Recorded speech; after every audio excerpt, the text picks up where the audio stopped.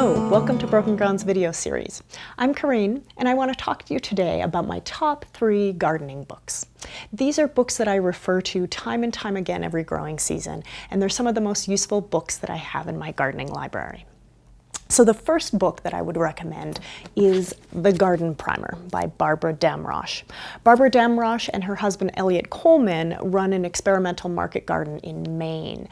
And for those of you who do know gardening books, Elliot Coleman will probably be a familiar name because he has quite a few gardening books himself on the market. But this book, The Garden Primer, is a classic manual for horticulture. And so it gives you not only the nuts and bolts of getting started in the garden planning, gardening tools that you might use, but it also gives you specific information about plants. So from annuals to perennials to vegetables to fruit, herbs, wildflowers, bulbs, all of that information is in this book. And I treat this as a reference guide. So usually I find myself referring to it during the spring planting season where I want to know spacing between plants or light requirements for specific plants, soil requirements. This is the book that I refer to. It's not a book that you would necessarily read cover to cover, but it's a really great reference guide. My second book that I would recommend is The Montana Gardener's Companion by Bob Goff and Cheryl Moore Goff. Now, if you don't live in Montana, I would recommend that you buy a regional gardening book.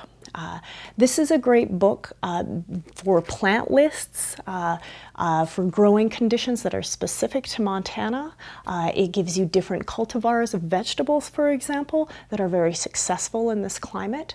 So it's a great book in terms of the regional challenges and considerations for growing. It is more of a conventional growing guide, so there are specific topics like lawn care, and they talk about herbicides and pesticides, and those are things that I completely ignore since I garden organically. But this is a really great guide, reference again, for great plant lists of things that do well in this climate.